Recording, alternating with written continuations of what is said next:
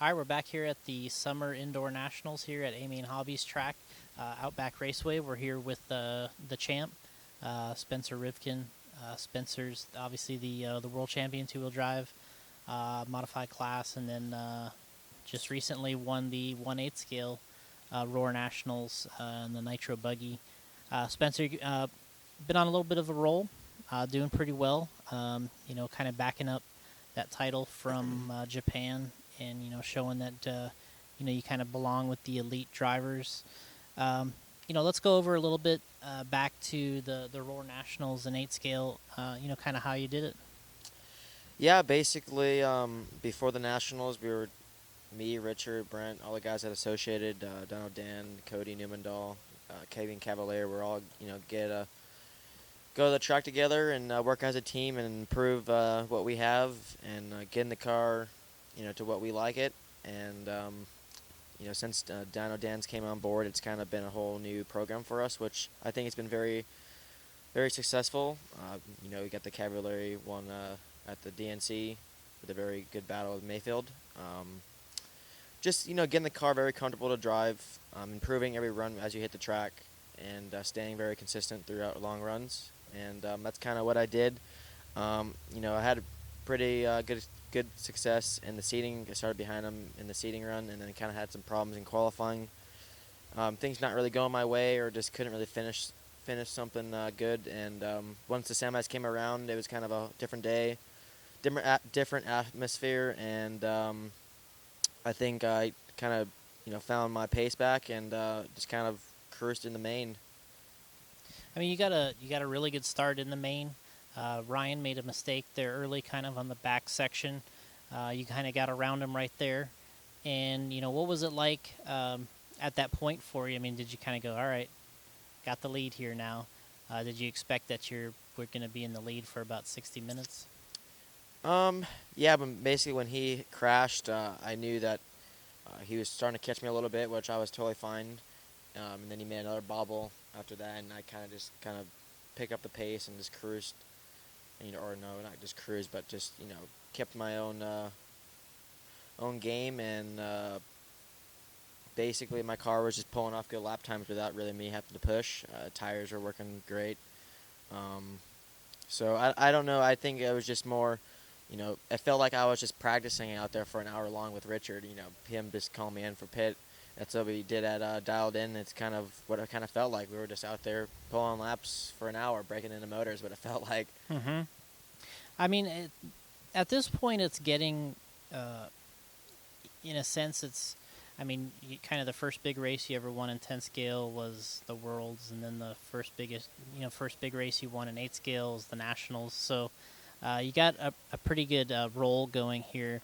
I was talking with somebody earlier this year, and they were like, "Do you think Spencer could win the Worlds in 8 scale, and then be able to have the World Championship title in 2-wheel and 8 scale at the same time?" Have you ever thought about that and the possibility of that happening? Um, I've heard about it. People have said that to me multiple times Okay. at the Fear Farm, but um, I haven't really thought about if it would really happen or not. Going into these, I guess, big races that you guys call them, I really don't look at it like as a big race. For me, it's just a vacation, and I guess I'm good at it, pretty good at it, I guess you can say, and I love doing it, and it doesn't really feel any different from race to race. So I think that's kind of a big advantage I have. I mean, I'm still pretty young, and I'm enjoying it, and I always will. So moving on a little bit, we had a couple events, in between there where you're getting a little bit of practice in. You made your way down to OCRC, and you did some practice there with the team. What was it like, kind of getting out at OCRC with the B6 and kind of running with Cavalieri and the rest of the crew? It was a good adjustment going back into the 10 scale side, and basically, working together with a new car, the B6. It's been working pretty well. Um, those guys at Associated, they're at the track always helps for sure. and running with Cav, one of the best drivers, and I think making me a better driver as well. So it's been a pretty good experience working with the team, from car to car and learning as I go. Do you think, this car? I mean, you going back. I mean, you ran the B4. It was a rear motor car. Then we went, tried to, went to mid motor, but that car didn't really have that many adjustments to the point to where we are right now with the B6. I mean, you guys are here. You're changing the shocks. You got it on the back side of the tower. The shocks on the back of the arm. You got the shocks on the front of the arm. You're changing the axle height. You're really doing a lot of fine tuning now, as opposed to, the B4 days, like when you won the stock nationals. He hasn't really changed much at all. But now it's turning into kind of a tuning machine. How do you think that plays into kind of the racing that we're doing right now? Basically, I think that it's just a next level car. I mean, the tracks these days, the places that we go, you're gonna need these adjustments to compete with the best and be on that same level, I guess you can say. If we didn't have that, all of us would be struggling. I mean, if one of us had it and a company didn't, I think you can definitely see the difference. Mm-hmm. So, as we learn from the worlds, all that adjustments that we kind of had on that car, and it was kind of like a big slump. Basically, once the worlds, with the AstroTurf, it kind of changed the whole world. Basically, with these car settings, it kind of like boost all the companies to come out with all this other stuff, and they learned so much in such a short time, which is very amazing that they could pick up on something that quick. And the guys in Japan or the other companies that already had that, you would kind of be surprised that they weren't, there at the top already Mm-hmm. at other races. So I think we got a pretty good U.S. team here in the U.S. and all of us companies work together to improve our own cars.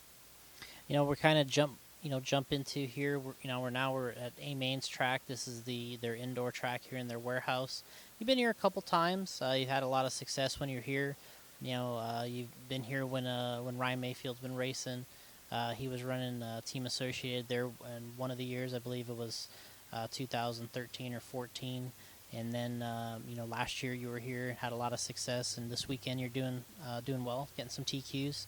Where do you kind of put this track at in terms of your favorite tracks out there? Does this one rank in there of ones that you like racing at? Yeah, I think this would probably maybe top 5 or maybe in the top 10. I mean, there's quite a bit of tracks that I've been to. Maybe it's not as much as Mayfield and those guys, but no, this place is awesome. They have the good dirt. You can run slicks or pins whenever. It's a great facility, and great people are surrounding the place, and I think that's a very important. But maybe I would probably say in the top 5. I really enjoy this track. Mm-hmm. It's a nice size. We talked earlier about Kevin Jellick, who builds some of the tracks, and you mentioned earlier that you seem to kind of enjoy his layouts. Going back to the outdoor track, also. But what is in particular do you think you like about the way he builds a layout? Is there something that that sticks out to you? I think the biggest thing about Kevin is that he puts some care into his tracks. I think he thinks about what he's really going to do, and he wants to make it the best it could be for that deer. And I think that kind of heart, dedication, and to make a great track or layout is important, and that's probably why people like all his layouts. Kind of we're jumping around here a little bit, but going back to the driving side of things, I get people that ask me all the time. It's like, how do I know what to do next to go to the next level driving and being better and just being a good driver in RC? We were talking earlier that there's a lot of categories in terms of, does this guy have the talent? Does he have the dedication? What do you think at this point is sort of the path for somebody to try to get into this, and do they really have it? It's like, where do you see that that it takes to stay at the top of this and to be able to compete? No one's going to win all the time, but what does it take to compete with these with the hot guys, week in and week out? I mean, When I first started out, it was always people kind of had doubted me. They said that when I was going into the mod class at my local Track One Hobbies, and people would say you should just why are you running mod and stuff like that. And, that kind of really kind of bumped changed the game of how I thought. I'm like, I worked so hard and still work hard that to prove people wrong, and not just to prove other people wrong, but just to prove to myself that I can do things that you know that are difficult and prestigious events to win. Mm-hmm. But I think it's more about just making sure your preparation's right, you're working hard at the track, you're practicing and looking at your lap times and looking at the people that are faster than you at the time, and making sure you're improving month to month or whatever. And the biggest thing that really kickstarted my career was kind of traveling to more events. It all started with the J Concepts Indoor Nationals series. I went to Texas for Mike's Hobby Shop, and then now it closed down. But that was my first race, and it kind of jump-started from there. Of course, Mayfield kind of took me along, helped me out throughout his time, and I think it's just important to keep in touch, with the pro guys, I guess you would call them, and ask questions and stuff like that. And it's that's what I always done. I always ask questions, and there's always a lot to learn, and there's you can never know, not enough. So. Yeah, I mean, I think, when I kind of sit back and look at it, I know I was at OCRC maybe a year ago or something, and someone said to me, they're like, yeah, but Spencer had Mayfield to help him do all this. And I'm like, well, with all due respect to how good Ryan is, I mean, he can't make you be dedicated to it either. I mean, it's like he can't be with you 24/7 telling you that you need to, concentrate and, work on your equipment and be a better racer.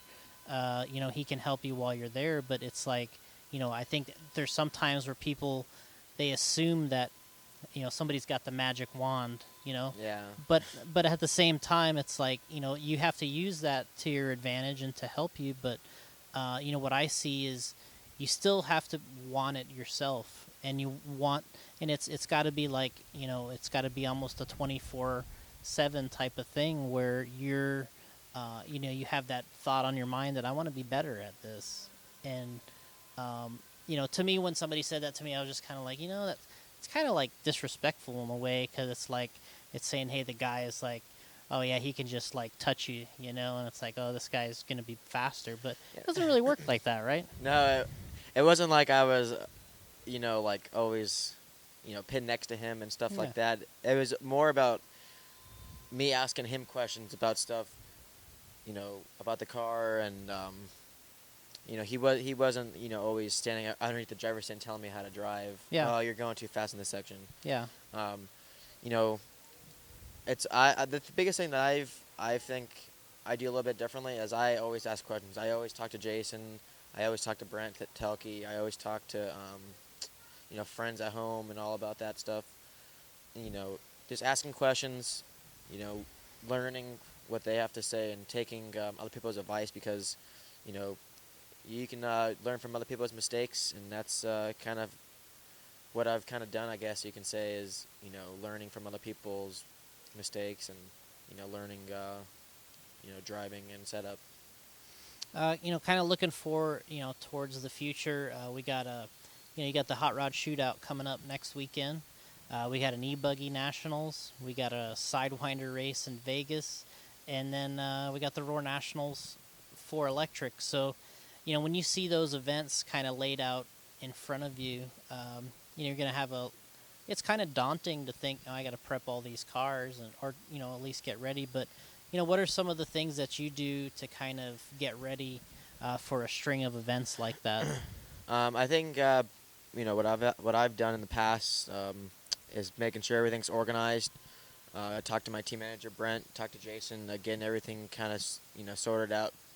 Kind of getting some tires glued up before the race. It's basically, when you have a string of events like that, it's getting your stuff done ahead of time. Like I already have cars prepped for the Nationals in Omaha, so it's kind of once you have that stuff already prepped and ready, it's kind of nice just to kind of chill, relax a little bit, take a few days off or whatever, and like that. But other than that, I think you just have to look at it like another race, I guess. It just sounds like another club race. Basically, they just sound with more big racers, and it should be a good time. You were talking earlier that you wanted to ask me a couple questions. We were going to reverse the interview here a little bit. So all right, so we're going to reverse it. So you got some questions you're going to ask me? Yeah. So Jason, how do you like this layout that Kevin made? I kind of like it. It's tough for me, some of the sections, because I don't know that I'm the best style guy on the track, so it's difficult to. He builds tracks where the downsides are at different angles and stuff of the track, so you have to drive with a little more style, I think, at times, and that's stuff that you kind of the youth guys are good at. So I try to get around as well as I can, and kind of just try not to make a lot of mistakes and not look, kind of look like I know what I'm doing, a little bit at least. So you got a B6 or a B60? To be sick. Actually, I got both. Both.